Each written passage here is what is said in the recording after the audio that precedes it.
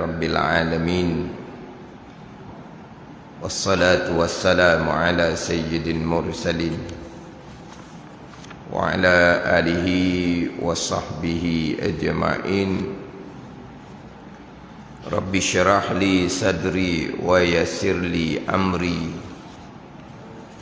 wahlul 'uqdatam min lisani yafqahu qawli.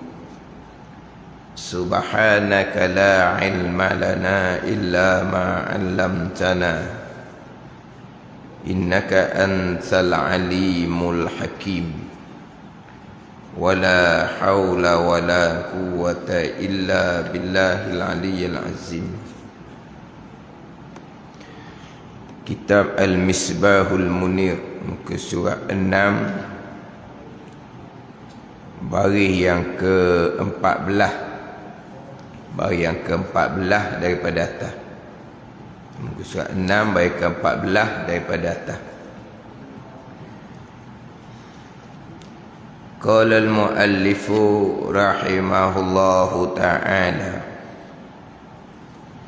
wa nafa'ana bi'ulumihi amin. Yang keenam daripada 6 rukun iman. Percaya dengan qada dan qadar. Percaya dengan qada dan qadar. 2 pegangan. Yang pertama, percaya dengan qada. Yang kedua, percaya dengan qadar. Satunya qada, satunya qadar. 2 pegangan qada dan qadar ini ada terpesong yang asing-asing. Ada yang terpesong dalam bab qada, ada yang terpesong dalam bab qadar. Terpesong ni sesat, tergelincir daripada pegangan ahli sunnah wal jamaah dalam bab qada, dan juga terpesong tergelincir daripada pegangan ahli sunnah wal jamaah dalam bab qadar. Terpesong dalam bab qada dan juga terpesong dalam bab qadar, ada yang sampai tahap kafir ijma' ulama. Iman tidak sah. Mati dengan pegangan yang kafir ni kekal neraka selama-lamanya, walaupun zahirnya orang Islam. Berpegang dengan pegangan yang terpesong sampai tahap kafir ijma' ulama, sembahyang tidak sah, wajib diqadakan kembali selepas bertaubat. Puasa tidak sah, wajib diqadakan kembali selepas bertaubat. Haji pun tidak sah, wajib kena pergi Mekah semula selepas dia bertaubat dan pegangan yang kafir ijma' ulama. Kita bicara iman. Kafir tidak sah iman, walaupun pada zahirnya ia orang Islam. Kita satu Islam, satu iman, satu laginya ihsan. Ini 3 rukun agama. Kena tahulah agama kita ada 3 rukun. Mana rukun agama? Islam, iman dan ihsan. Ketiga-tiga rukun ni asing-asing. Samalah kita bicara rukun lain pun. Rukun wudu 6, ke-6 tu asing-asing. Rukun sembahyang ada 13. 13 tu asing-asing ke sama? Rukun agama Islam, iman, ihsan, 3 ni asing-asing. Ada orang Islam pada zahir tetapi tidak beriman, kafir di sisi Allah. Ini berpegang dengan akidah yang kafir dalam bab qada dan qadar. Orangnya Islam, kafir di sisi Allah. Sembahyang tidak sah, puasa tidak sah, haji umrah pun tidak sah. Sembahyang bolehlah. Lepas tu kena pastikan nak sembahyang, nak puasa, pastikan akidah tu betul. Ajar anak sembahyang, ajar anak puasa, pastikan akidah anak tu betul. Dia ada terpesong dalam bab qada dan qadar ini yang khilaf pada kafir. Tadi kafir ijma' ulama, satunya khilaf pada kafir. Hak khilaf pada kafir ni sendiri, walaupun setengah ulama tidak menghukumkan kafir sembahyang puasa sah, haji sah, sama sekali tak akan diterima oleh Allah Subhanahu wa taala. Yang saya sebut ni hak rukun Islam ni. Sembahyang puasa haji tidak diterima oleh Allah. Amal sunat Rasul tanyalah. Tak ada nilai sikit habuknya. Kalau berpegang dengan akidah yang terpesun dalam bab qada dan qadar yang khilaf pada kafir. Ini rukun iman yang keenam, bukan cabang iman. Rukun iman yang keenam, percaya dengan qada dan qadar. Dengan makna qada itu penentuan yang telah menentu akan dia, akan penentuan Allah Ta'ala, yakni oleh Allah Ta'ala dengan iradah. Jadi qada ni ketentuan Allah yang bersifat dengan iradah pada sedia kala. Dan makna qadar itu takdir. Qadar, takdir satu makna. Apa makna qadar takdir ni? Maksudnya, tadi sebut makna, ni maksud samalah. Maksudnya, maksud qadar takdir ini perbuatan yang telah perbuat akan dia akan perbuatan oleh Allah. Allah perbuat dengan kudrahnya. Qada ketentuan azali iradah, qadar perbuatan Allah yang bersifat dengan kudrah. Ini sekarang ni yang berlaku sekarang adalah qadar perbuatan Allah Subhanahu wa taala. Maka percaya dengan qada dan qadar itu, maknanya, makna percaya dengan qada dan qadar, mengaku putus di dalam hati seseorang. Mengaku putus tu dipanggil iman. Mengaku putus di hati tu dipanggil iman, dengan tentu sungguh akan bahawa segala perkara yang berlaku daripada baik iman dan taat seseorang, dan jahat, kufur dan masa seseorang, semuanya dengan kehendak Allah qada, dan dengan menjadi ya Allah akan dia akan segala perkara yang berlaku itu qadar. Jadi segala perkara yang berlaku baik iman dan taat, jahat, kufur dan maksiat adalah qada dan qadar Allah Subhanahu wa taala. Yang kita bicara terdahulunya panjang, sekarang ni bicara bab perkara jahat, qada dan qadar Allah. Ijma' ahli sunnah wal jamaah, perkara jahat, kufur seseorang hamba, melakukan maksiat seseorang hamba, qada dan qadar Allah Subhanahu wa taala. Di sinilah banyak terpesong sekarang adalah pada perkara jahat, walaupun di kalangan orang agamawan sekalipun. Kerana perkara jahat inilah dinafikan qada Allah, iradah Allah Subhanahu wa taala. Allah tidak mengqadakkan, Allah tidak menghendaki, tidak menentu, tidak menetapkan perkara yang akan berlaku.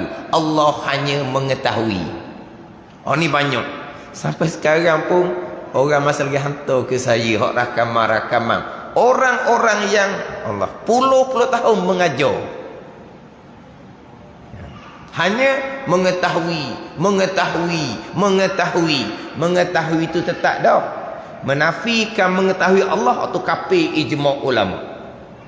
Tapi pekerjaan yang akan berlaku Allah hanya mengetahui. Allah tidak menghendaki, Allah tidak menetapkan. Kalau perkara jahat Allah menghendaki, Allah menetapkan, berlaku perkara jahat adalah datang dari qada Allah. Jabariyah dia kata. Jabariyah tu ijma' ahli sunnah wal jamaah. Perkara jahat qada qadar dikatakan jabariyah. Jabariyah bukan menafikan perkara jahat. Jabariyah menafikan ikhtiar dan usaha pada perkara baik dan pada perkara jahat. Jabariyah bab lain. Cuma di antara sikap orang Jabariyah adalah suka menyandarkan kejahatan kepada qada dan qadar Allah. Itu di antara ciri. Tapi akidah Jabariyah ini berkait dengan ikhtiar dan usaha. Yang dibicara sekarang adalah berkaitan dengan perkara jahat, kufur dan maksiat, qada dan qadar Allah. Qada dan qadar Allah Subhanahu wa taala. Tiba-tiba apabila berpegang perkara jahat qada iradah Allah, jabariyah dia letak. Lepas tu Allah tidak mentakdirkan, hamba memilih, kemudian Allah pun mentakdirkan. Hamba memilih, Allah pun mentakdirkan. Jadi takdir Allah ni kemudian menuruti pilihan hamba. Kata pelik punya huraian. Kemudian dibicara qada, dia tidak langsung tidak bicara ketetapan azali, hanya bicara catatan. Pada beza catatan dengan ketetapan. Beza catatan dengan ketetapan. Yang bicara rukun iman adalah ketetapan azali. Pembicaraan rukun iman qada iradah. Iradah tu kehendak, iradah tu ketentuan, iradah tu ketetapan, keputusan Allah Ta'ala. Jadi kita bicara sekarang rukun iman adalah ketetapan azali, ketentuan azali, ketetapan azali. Tapi langsung tidak sebut ketetapan, hanya sebut catatan. Pada catatan, catatan ni catatan yang baharu yang tercatat di Lauh Mahfuz.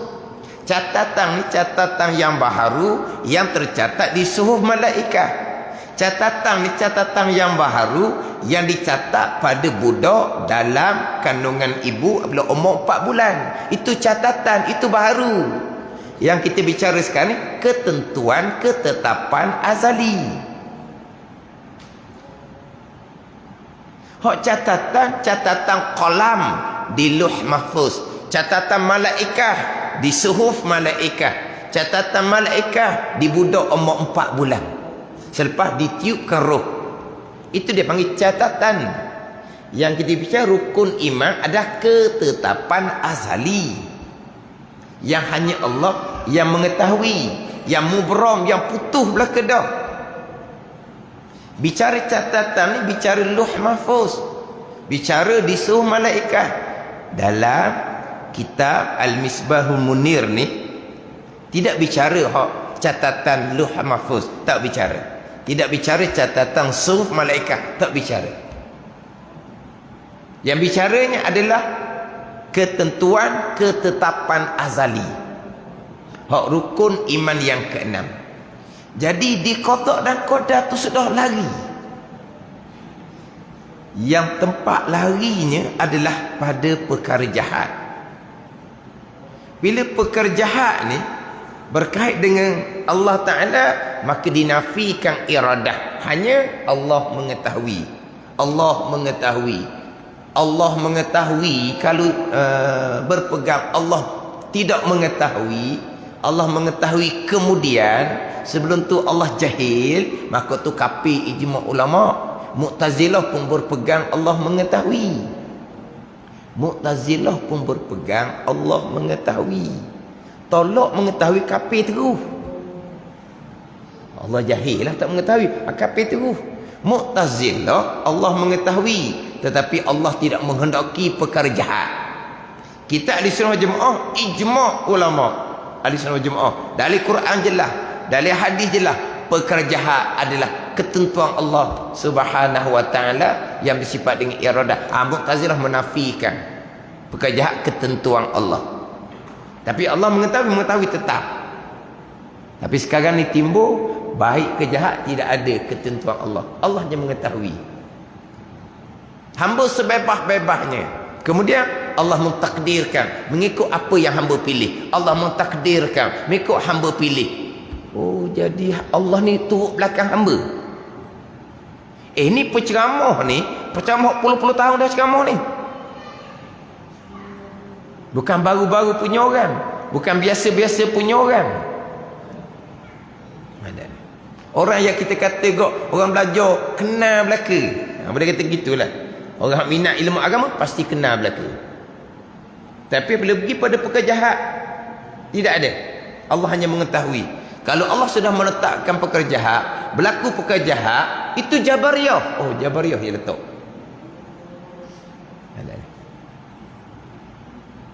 Ada orang tu rakaman tu, Saya pun tengok di komen tu ribuan komen.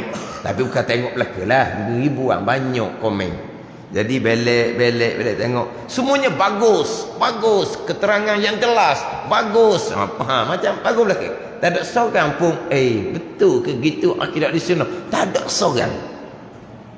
Hak tengok komen tapi tak tengok banyak lah. Di komen tu ribu dalam tu. Maknanya dalam tu mungkin ada komen yang menegur, wallahualam lah. Tapi setakat nak tengok, nak cakap kita nak tengoknya, mungkin banyak. Tengok. Mana apa? Semuanya memuji belaka. Orang yang komen dalam FB live pengajian agama ni, orang macam mana? Orang minat agama lah. Orang semayang bang dok tinggal lah. Ada orang dia minat ikut live FB tapi dia dok semayang, ada ke? Ada tak? Oh, live FB dia minat tengok ikut live FB lah tapi tak semayang. Wallahualam lah. Dan FB tu tak ada tau kau tak semayang. Maknanya kita kata orang semayang belaka, orang minat agama belaka. Lepas tu komen pula tu makna beri sambutan. Bukan tengok saja, semuanya komen bagus belaka. Terima kasih belaka dia. Terima kasih. Menafikan perkara jahat, qada kehendak Allah. Hanya ilmu sahaja. Ini akhir zaman. Orang agama dah, tapi akidahnya terpesong, dibawa oleh agamawan yang akidahnya jelas terpesong, jelas sangat-sangat. Tidak bicara ketentuan, hanya ketetapan, hanya bicara catatan. Sebenarnya catatan tulisan. Siapa yang menulis, siapa yang mencatat? Qalam di Lauh Mahfuz, malaikat di suhu malaikat, malaikat di budak umur 4 bulan dalam kandungan ibu. Itu dia panggil catatan, itu dia panggil tulisan. Catatan azali tidak ada, ketentuan azali, ketetapan azali. Ini qada, rukun iman yang ke-6. Dan kita sudah 2 minggu dah tekan. Kita ahli sunnah mengetahui dengan menghendaki berlaziman. Ini kita ahli sunnah. Allah mengetahui pada azal. Seseorang hamba beriman dan beramal soleh, Allah menghendaki pada azal. Allah menentukan pada azal, hamba ini beriman dan beramal soleh. Allah mengetahui pada azal seseorang hamba ni akan kufur dan maksiat. Allah menghendaki dan menentukan pada azal seorang hamba itu kufur dan melakukan maksiat. Ini kita ahli sunnah. Ilmu Allah dengan iradah Allah, kehendak Allah akan berlaziman. Ini kita ahli sunnah. Mu'tazilah, Allah mengetahui hamba akan beriman soleh, Allah menghendaki iradah. Tapi Allah mengetahui perkara jahat, tapi Allah tidak menghendaki ditolak iradah pada perkara jahat. Ini Mu'tazilah. Kemudian pula sampai masa berlaku perkara baik dan jahat, kita ahli sunnah keesaan Allah pada perbuatan. Kesemuanya perbuatan Allah ni tauhid, mengesakan Allah pada perbuatan. Perkara baik yang berlaku, perkara jahat yang berlaku, perbuatan Allah, sama sekali tidak mensyirikkan Allah pada perbuatan. Kita ahli sunnah wal jamaah.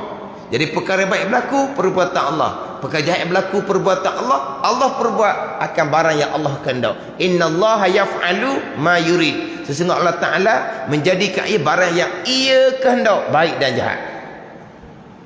Mu'tazilah berpegang Allah, semua yang berlaku perbuatan Allah baik dan jahat, tapi perbuatan jahat yang berlaku Allah tidak menghendaki, Allah hanya mengetahui. Itu Mu'tazilah.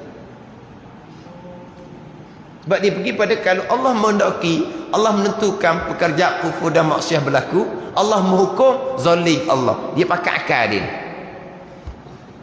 Kalau kita balik kepada akal Mu'tazilah ni, kalau Allah menghendaki, Allah menentukan kekufuran dan kemaksiatan, hamba pun kufur, hamba pun maksiat, Allah pun neraka zalim.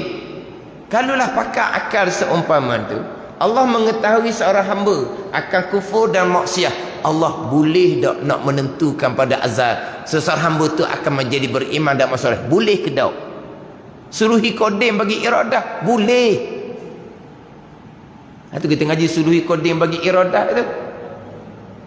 Mu'tazilahnya Allah mengetahui seseorang hamba akan kufur dan maksiat.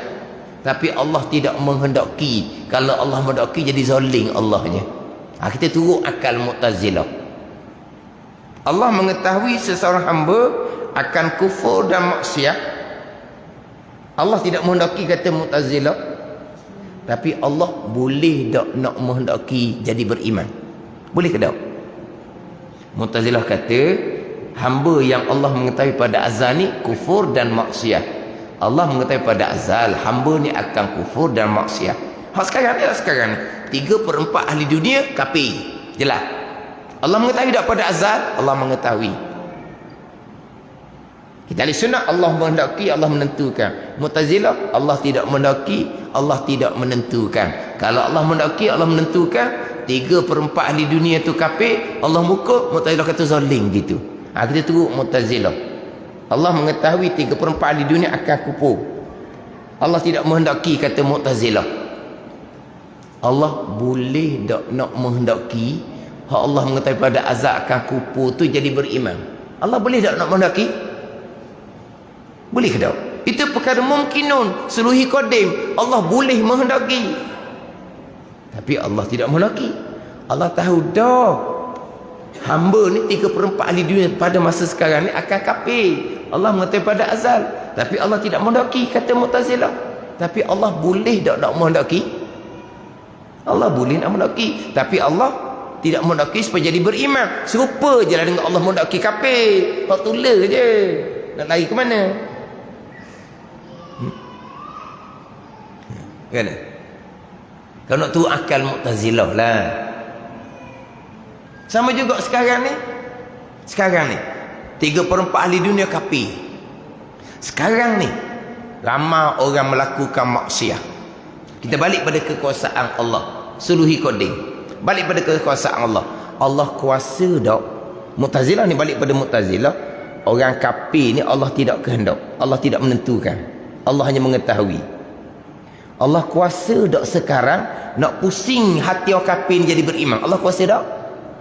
Kalau tak kuasa, Allah kuasa. Allah pusing ke tak? Allah tak pusing. Dah? Tak sama. Kalau nak pakai akal, tak zalim gitu. Kalau nak pakai akal, sekarang Mu'tazilah menafikan kekufuran tu qada, kehendak, ketentuan Allah. Allah hanya mengetahui. Sekarang ni Allah tidak menghendaki ni, kata Mu'tazilah. Kufurlah 3/4 ahli dunia. Hati orang kafir ni tak ada. Dia kufur dengan Allah dan Rasul. Allah kuasa tak nak menjadikan hati dia beriman? Allah kuasa tak? Allah kuasa. Ke Allah tak kuasa? Allah lemah? Pasti Allah kuasa. Tapi Allah pusing ke tak? Allah tak guna kuasa dia. Allah membiarkan 3/4 ahli dunia kafir. Nanti di hari akhirat Allah akan kekalkan neraka. Allah tidak menghendaki, kata Mu'tazilah. Tapi Allah kuasa tak nak memusingkan hati jadi beriman? Allah kuasa. Tapi Allah tak guna kuasa dia. Tak sama. Tak sama. Kalau nak pakai akal tu lah. Zalim lah kalau gitu. Kalau pakai akal. Sama juga orang buat maksiat. Orang berjudi, menaruk, berzina. Allah kuasa tak jadikan dia ni hati tak mau buat perkara maksiat? Allah kuasa. Tapi Allah biarkan. Allah tidak gunakan kuasa. Bukan yang berlaku tu lah qada dan qadar Allah. Jangan dipikir kau akal, punah. Fikir kau akal, punahlah dulu. Fikir kau akal. Ni Mu'tazilah. Sekarang ni banyaknya orang agama fikir akal. Dia tak boleh terima dia akal perkara jahat qada Allah. Kehendak Allah, dia tak boleh nak terima akal. Tak logik. Allah mengqadakan perkara jahat. Allah hanya mengetahui. Asalnya perkara jahat Allah tidak qadakan, akhirnya baik dan jahat pun Allah tidak qadakan. Qada Allah mana? Buat langit, buat bumi, buat siang, buat malam, lahirkan manusia, matikan manusia. Hak tu je Allah qadakan pada azal. Jantina yang dilahirkan, bangsa yang dilahirkan, putih hitam yang dilahirkan, comel huduh yang dilahirkan, itu qada Allah. Dalam kehidupan puluh-puluh tahun ni, baik jahat tidak ada qada Allah. Allah hanya mengetahui. Ni bukan kata jahat je.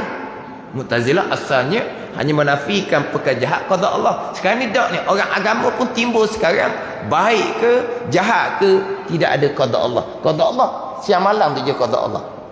Lahir manusia, mati manusia je qada Allah.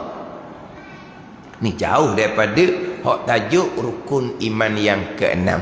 Hak ni habis cerita belaka ni.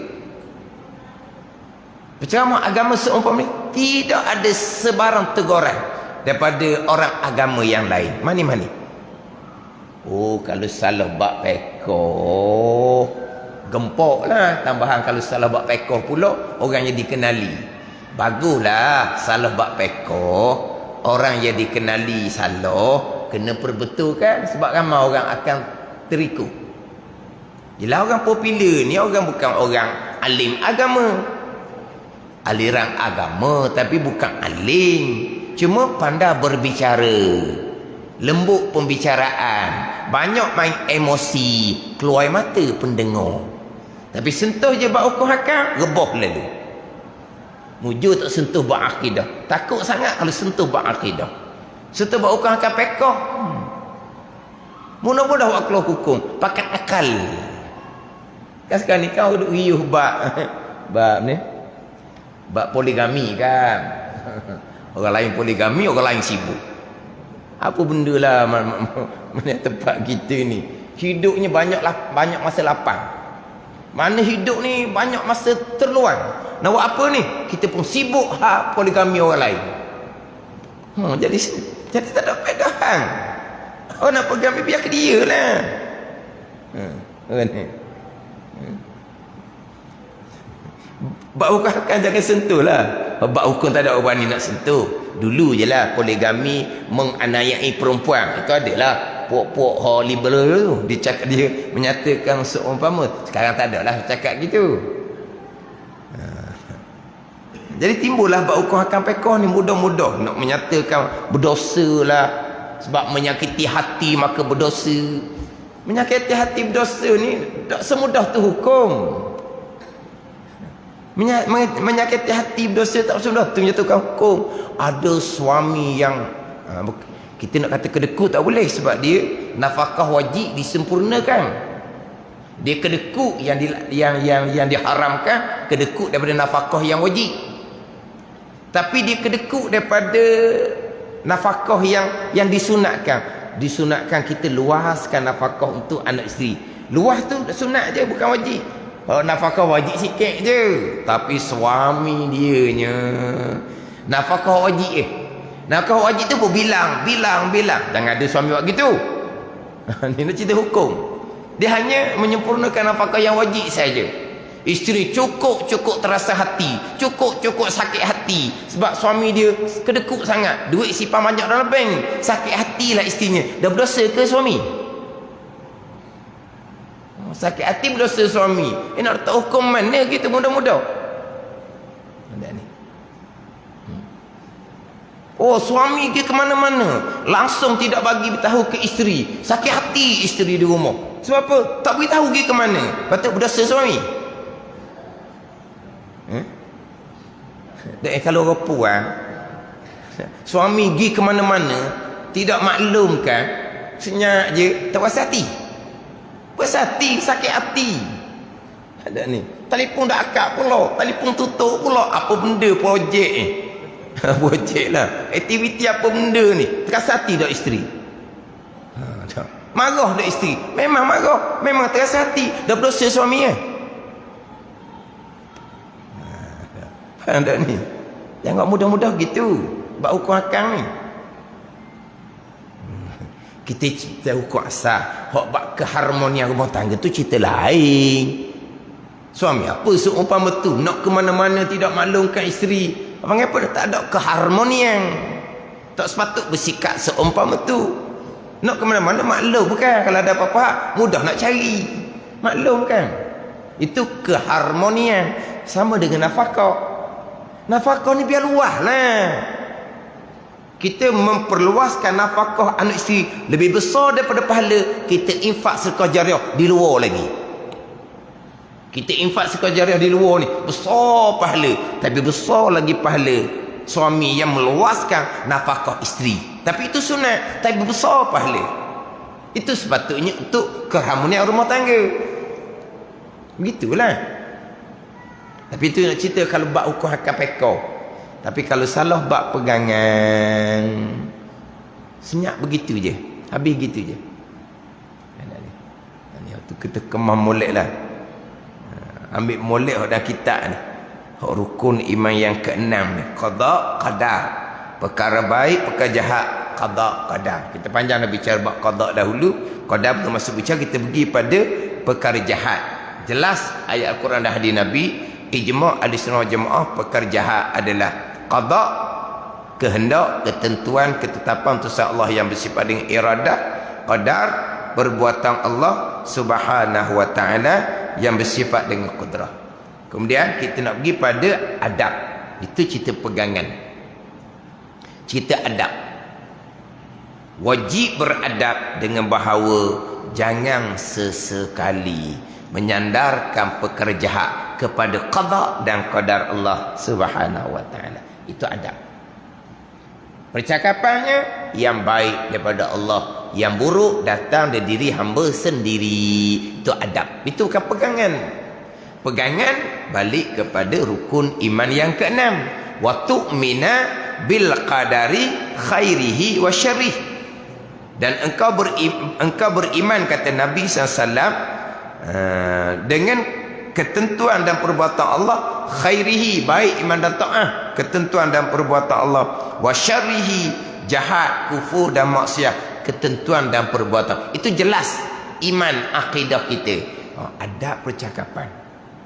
Nabi SAW bersabda, ini dalam bacaan doa kunut Nabi SAW, wal khairu kul fi yadai wa syarru laysa ilaik. Kata Nabi, kebaikan sekalian disandarkan kepada engkau ya Allah, dan kejahatan tidak disandarkan kepada engkau ya Allah. Ini adab.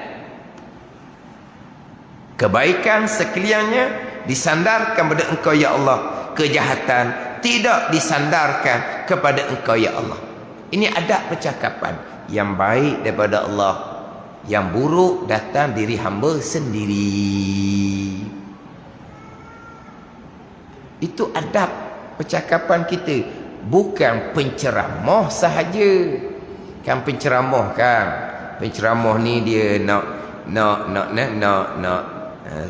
tutup majlis ceramah dia tu, yang baik daripada Allah, yang kurang kelemahan saya sendiri. Itu adab percakapan. Tapi penceramah ni kadang-kadang di awal ceramah dia, may yahdillahu fahuwal muhtad wa may yudlil fala hadiyalah. Berceramah, mereka yang diberi hidayah oleh Allah akan dapat petunjuk. Wa may yudlil fala hadiyalah. Sesiapa yang menyesat oleh Allah akannya, tidak ada siapa yang boleh bagi petunjuk. Wa may yudlil, sesiapa yang menyesat oleh Allah. Itu pegangan. Kan dia penceramah kan, dia alhamdulillah apa semua. Lepas tu dia ada di dalam tu, may yahdillahu fahuwal muhtad wa may yudlil fala hadiyalah. Dia ada di awal tu, biasa gitulah. Wa may yudlil, siapa yang menyesat oleh Allah Subhanahu wa taala. Mana perkara jahat, kesesatan datang daripada Allah Subhanahu wa taala. Tapi di hujungnya, yang baik daripada Allah, yang kurang kelemahan saya sendiri. Itu adab percakapan. Jangan jadikan itu pegangan kita. Itu adab percakapan, bukan penceramah. Kita semua pun sama. Itulah percakapan kita. Pada ni, yang baik daripada Allah, yang tak baik datang daripada diri sendiri.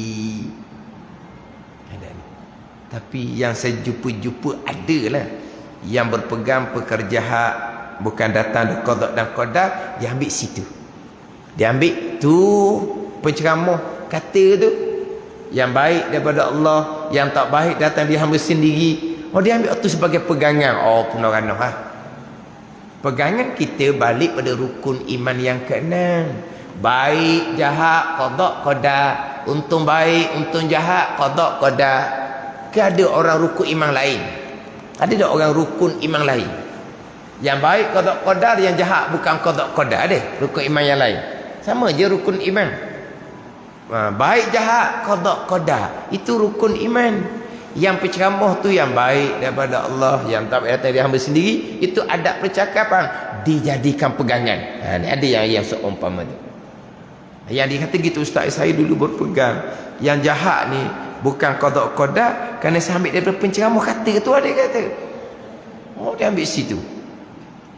Dan saya pernah dengar sekali tu dalam radio, saya silap, sekali tu di luar lah, penceramah dia kata, saya tidak setuju sesiapa yang menutupi ceramahnya dengan yang baik daripada Allah, yang tak baik dalam diri hamba sendiri. Saya tidak setuju, dia kata. Sebab ada orang salah pegangan kerana penceramah cakap seumpama tu. Oh, dia kata gitu.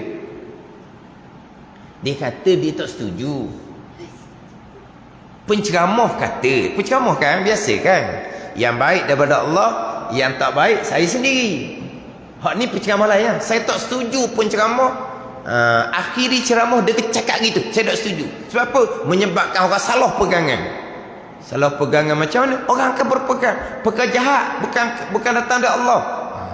Itu salah dia, bukan salah penceramah. Itu bukan cakap penceramah. Yang baik daripada Allah, yang tak baik datang dari sendiri. Cakapan kita semua gitulah, kena cakap. Disalahkan penceramah. Yang penceramah cakap tu, itu iqtibas daripada ayat Al-Quran, tiru daripada ayat Al-Quran. Surah An-Nisa ayat yang ke-79, ma asabaka min hasanatin faminallah wa ma asabaka min sayyi'atin famin nafsik. Tuhan kata, apa-apa kebaikan yang berlaku pada ya Muhammad datang daripada Allah. Apa-apa keburukan yang berlaku pada kau ya Muhammad datang daripada diri engkau sendiri. Ini ayat Quran ni, penceramah cakap ni. Yang baik daripada Allah, yang tak baik datang di sini. Ini ayat Quran. Kenapa nak kata tak setuju pula? Kenapa kata tak setuju pula? Cuma ada orang tambahlah sikit sekarang ni. Yang baik daripada Allah, yang kurang kelemahan saya sendiri. Tapi hakikatnya kesemuanya daripada Allah. Ada orang tambah gitu. Ada penambahbaikan sikit lah. Yang baik daripada Allah, yang kurang, dia ceramah ni, dia ceramah sesat.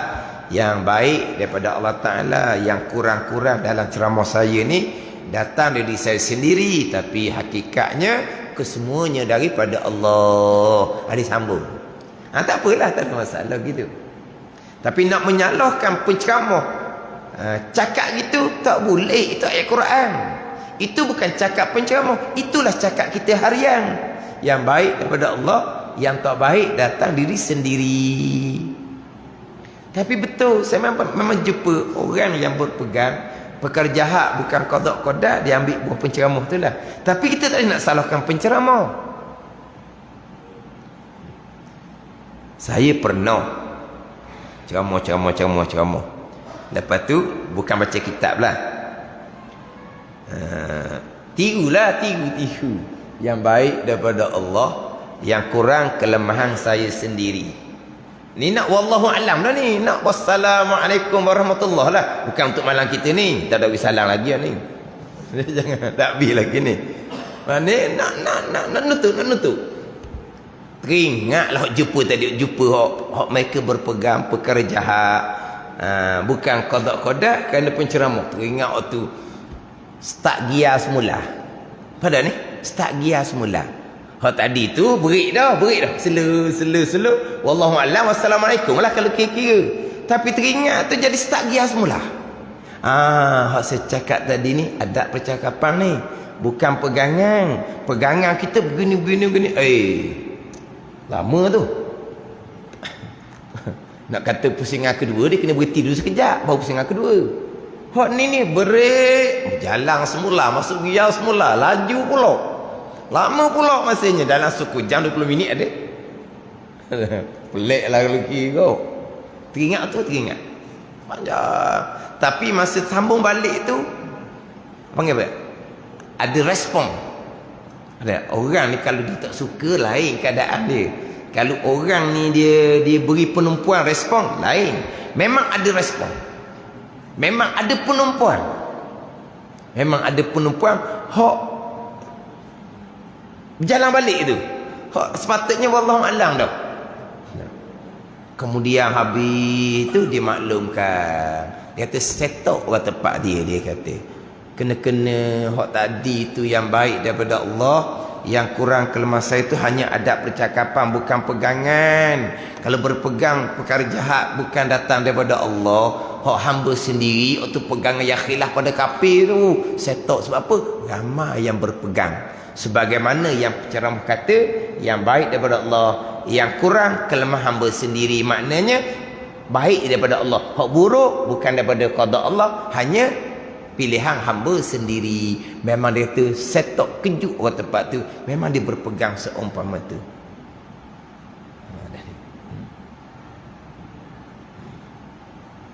Tapi kita nak menyalahkan penceramah tak boleh. Tapi kalau nak tambah, yang baik daripada Allah, yang buruk kelemahan saya sendiri, kesemuanya daripada Allah Subhanahu wa taala. Tak apa, nak tambah gitu. Yang baik daripada Allah, yang buruk kelemahan, kekurangan saya sendiri, tapi hakikatnya kesemuanya datang daripada Allah. Rukun iman yang kena lagi comel, tak ada apa-apa. Tapi nak menyalahkan penceramah tak boleh. Itu ayat Al-Quran surah An-Nisa ayat yang ke-79.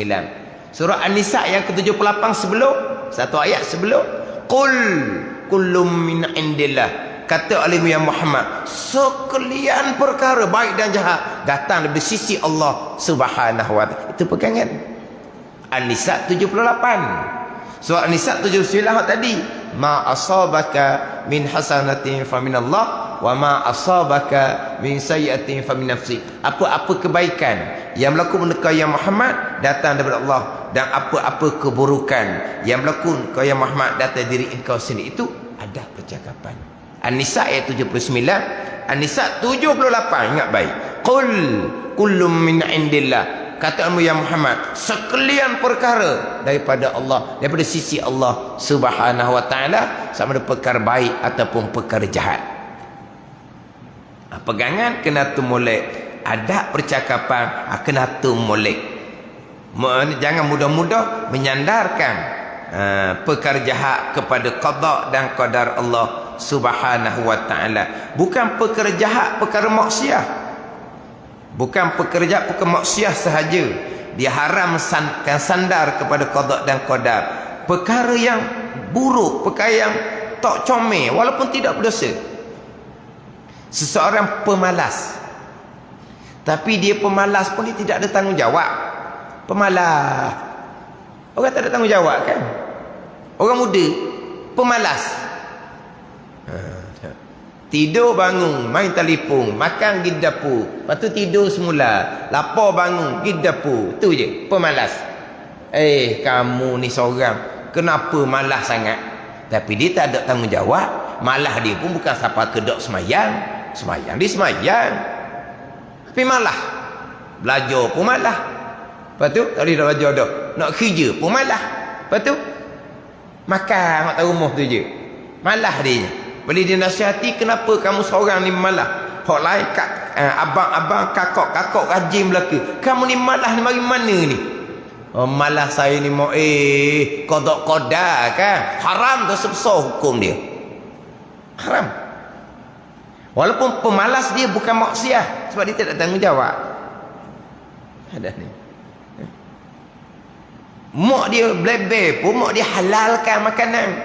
Kalau mak dia kata, kamu pemalas, aku tak halalkan kamu makan mana ada dapur. Tu kena lari keluar lah. Mak dia blebel marah, mak dia halalkan, wak senyap sudah lah. Ni sebab ada malas sana bilik dan bilik, sebab ada tu. Sebab apa? Kalau ayah haji balik lambat sejik pun, mak haji tu tak takut. Sebab ada malas dalam bilik tu. Blebel punya blebel, blebel punya blebel. Hak malas tu pergi KL. Pergi KL lah hak malas tu. Ayah haji balik lambat sikit telefon lalu. Takut. Takut dah. Sebab apa? Sebab tak ada hak malas dalam bilik. Bukan kata comel malas. Ada hikmah juga situ. Ada guna juga. Malah dah malah pun kadang-kadang nanti mak ayah uzur, hak malah tu lah hak mandi tadi. Hak dia malah tu nasihat lah. Oh dia malas tu dah molek nasihat lah. Tapi ada guna juga malas dah bilik tu. Mana mak hodok luar ni beranilah walaupun tengah malam ayah haji tak balik lagi pun. Bila tegur dia malas, takdir Tuhan dia kata haram kita kena hukum. Walaupun malah dia bukan perkara maksiat sekalipun, tapi perkara yang tak comel. Haram sandar kepada qada dan qadar. Sama telah kalau perkara yang berdosa, dia kerja tidak amanah, kerja dia cuai, kerja dia malah. Ni malah ni dia tidak menunaikan amanah, berdosa. Hak tadi malah tu malah disorang, malah disorang. Hak ni kerana kemalasan dia buat kerja tidak amanah. Lain buat kerja comel, dia buat kerja tak comel kerana kemalasan dia. Bila bos ditanya, kenapa kamu ni? Orang lain kerja dapat hasilan yang lebih, kamu kerja tak ada hasilan, hasilan kurang, hasilan yang tidak molek, tak baik itu contohnya. Ni ada pekerja yang seumpama ni, qada qadar belaka dah boh. Kalau Tuhan qada qadar boleh banyak, boleh molek, banyak molek lah dia kata. Kalau qada qadar boleh sikit, boleh pula tak comel mana. Nak pergi mana kita ni boh? Kita ni hamba yang lemah. Boh tu pun senyap je. Kena goreng ke anak-anak kuli hok ni hok malah. Sebab apa? Sebab boh jahil. Boh jahil kena goreng dia anak kuli lah. Dia sungguh ni. Lepas tu dia kata, saya marah ke dia? Dia kena marah lah. Sebab dia kena marah dia orang atas lagi. Orang atas duduk tekang dia. Dia tekang orang bawah dia. Oh dia kata qada qadar boh. Lagi ke mana kita? Walau dia tahu dah pekerja dia tu dak amanah. Kerja dak molek. Tu salah dosa gitu. Tadi tu malah dia tak ada apa-apa pun, dia tak ada tanggungjawab. Tapi bos dia jahil. Kamu ni kata, kamu kena marah 2 kali marah. Yang pertama marah kerana kerja tak amanah. Kerja tak jujur. Kena marah situ, kena ambil tindakan. Dia nasihat tegur, dia kata qada qadar. Kena marah kali kedua, sakit pada dia tu. Perkara buruk nak sang daripada qada dan qadar. Haram, dosa kamu tu. Kalau bos cerdik dah buat jahil. Ada betul senyap. Dah bila sebut qada qadar, takkan bos nak lawan lagi dah. Bos nak lawan lagi. Memanglah qada qadar, tapi kena marah sebab dia tidak beradab. Hukumnya haram. Dah, kena 2 kali marah lah. Ini pernah berlaku. Dia baguslah sebagai ibu. Dia mengaji kemudian perkara jahat ni qada qadar. Dia pun baliklah ajar pada anak-anak dia. Perkara jahat ni qada qadar. Budak ni dia punya akalan.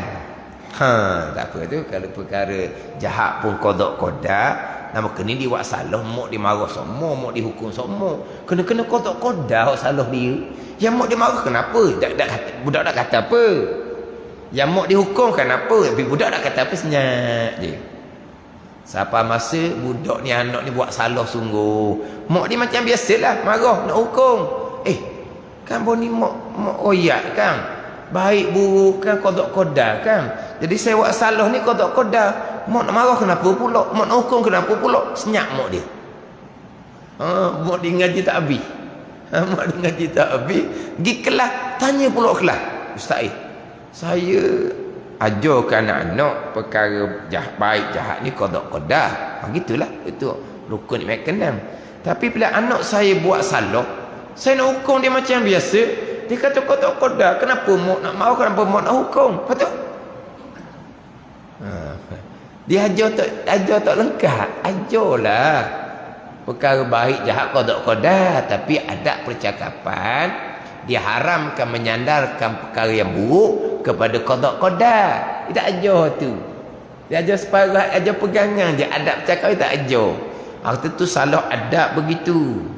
Kalau ajar dah, dia masa lagi menyandarkan perkara buruk pada qada qadar, kena 2 kali hukum. Yang pertama hukum kerana buat salah, yang kedua hukum kerana buat salah kali kedua, menyandarkan kesalahan pertama kepada qada qadar. Kena gitu, kena 2 kali hukum. Apa? Syarak mengharamkan, menyandarkan perkara buruk kepada qada dan qadar Allah Subhanahu wa taala. Sehingga kan walaupun perkara yang tak ada hukum perkara ni tak ada hukum, sebab kita kena fahamlah hukum Allah Subhanahu wa taala kena kepada af'alul mukallafin, dia panggil. Kena pada perbuatan kita baru ada hukum. Benda tak ada hukum. Kalau tanya dulu banyak orang tanya, TV apa hukum? TV tak ada hukum. Tak ada hukum TV? Tak ada. Tengok TV tu perbuatan kita baru ada hukum. TV tak ada hukum, TV tak ada salah. Bila ada kematian, dia selimut TV, lemah kawan tu.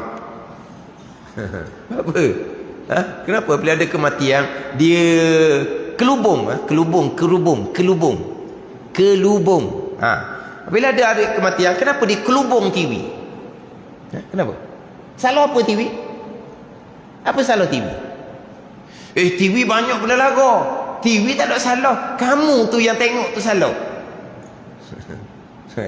Hak kuat tengok TV, hak mati tu ambil TV, buh dekat hak mati tu. Hak mati tu kerana drama saya nak tinggal, kuliah pada pergi tu. Ada orang ajak pergi kuliah, drama, tak ditinggal drama.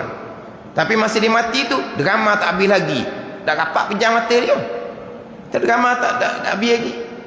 Jangan istiqamah. Ada muaji gitu. Ada muaji.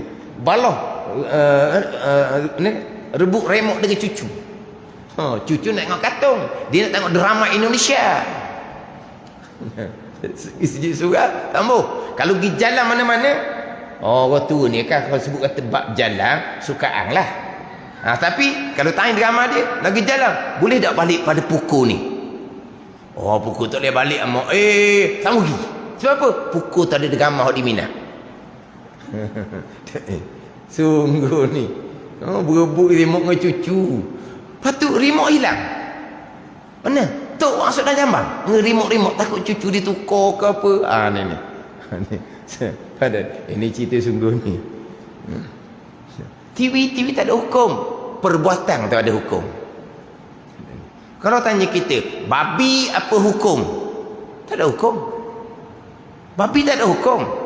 Yang ada hukumnya makan babi. Itu af'alul mukallafin, perbuatan hamba yang mukallaf. Perbuatan orang balik, perbuatan orang berakal. Makan babi, maklum haram ijma' ulama.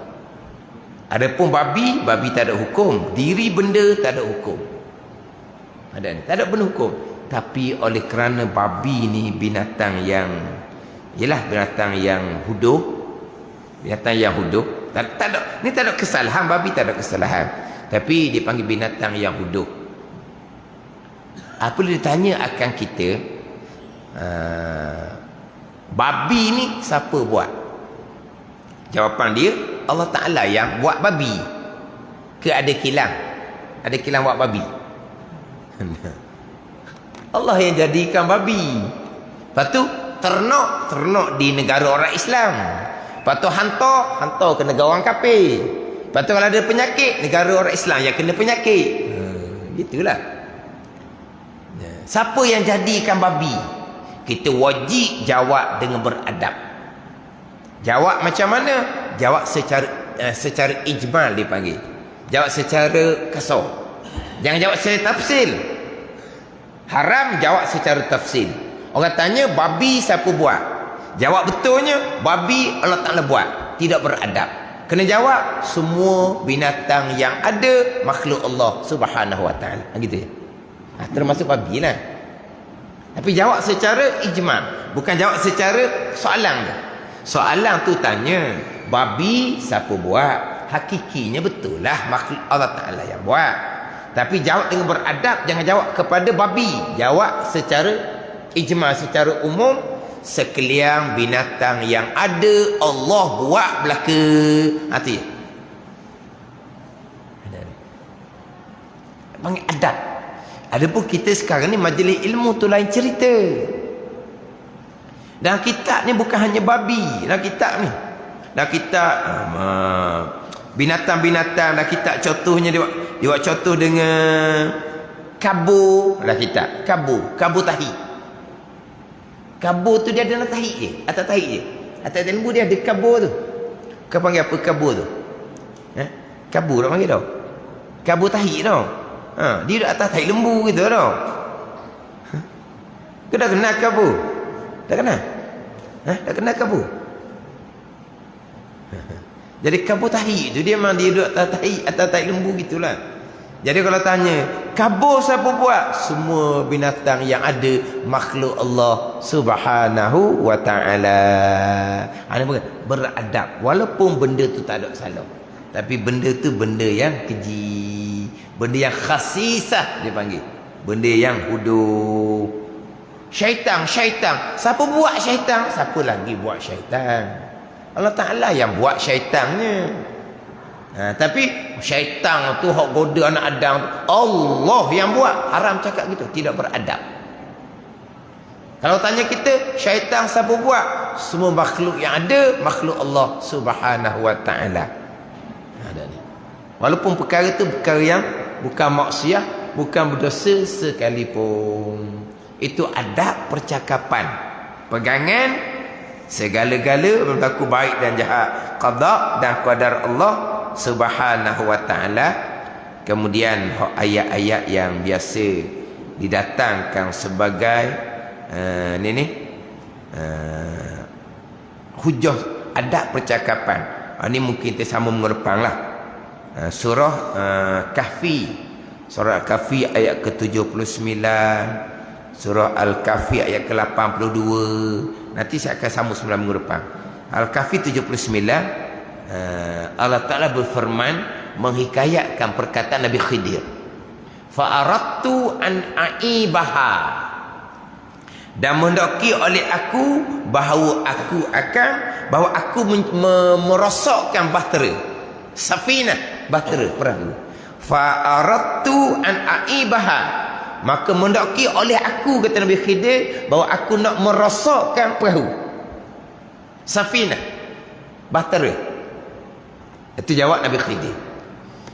Ayat ke-82 Allah Ta'ala berfirman menghikayatkan jawapan Nabi Khidir AS. Fa arada rabbuka an yablugha ashuddahuma. Fa arada rabbuka an yablugha ashuddahuma. Fa arada rabbuka, maka telah mendaki oleh Tuhan engkau ya Musa, baru sampai umur balik dua orang anak orang soleh. Beza tak? Merosakkan perahu. Fa'aradtu, maka mendaki oleh aku an aibaha, bahawa aku akan merosakkan perahu. Kehendak Nabi Khidir. Sebaliknya Nabi Khidir tegakkan dinding yang runtuh. Kata Nabi Khidir, fa'arada rabbuka an yablugha ashuddahuma, maka telah mendaki oleh Tuhan engkau ya Musa, baru sampai umur dewasa, dua orang anak yatim dari ibu bapa yang soleh. Jadi merosakkan perahu kehendak aku, kata Nabi Khidir. Menegakkan dinding yang runtuh, fa arada rabbuka, maka telah mendaki oleh Tuhan engkau ya Musa. Tengok tak? Walaha, merosakkan perahu kehendak Allah Ta'ala. Menegakkan dinding runtuh kehendak Allah Ta'ala. Tapi merosakkan perahu ni pada zahirnya perbuatan tak baik. Maka Nabi Khidir kata, fa'aradtu an aibaha, maka telah mendaki oleh aku, bukan oleh Tuhan. Tapi menegakkan dinding yang runtuh, fa'arada rabbuka an yablugha ashuddahuma, maka telah mendaki oleh Tuhan engkau ya Musa. Tengok. Itu adab. Hak buruk disandar kepada diri sendiri, hak baik disandarkan kepada kehendak Allah Subhanahu wa ta'ala. Itu adab percakapan. Pegangan jelas, baik iman dan ta'ah, jahat, kufur dan maksiat ada datang dari qada, kehendak, ketentuan, ketetapan dan keputusan Allah yang bersifat dengan iradah. Kemudian kita akan datang pula ayat-ayat yang lain yang menjadi dalil adab percakapan macam mana, pegangannya macam mana. Wallahu a'lam. Bismillahirrahmanirrahim. Alhamdulillahirabbil alamin.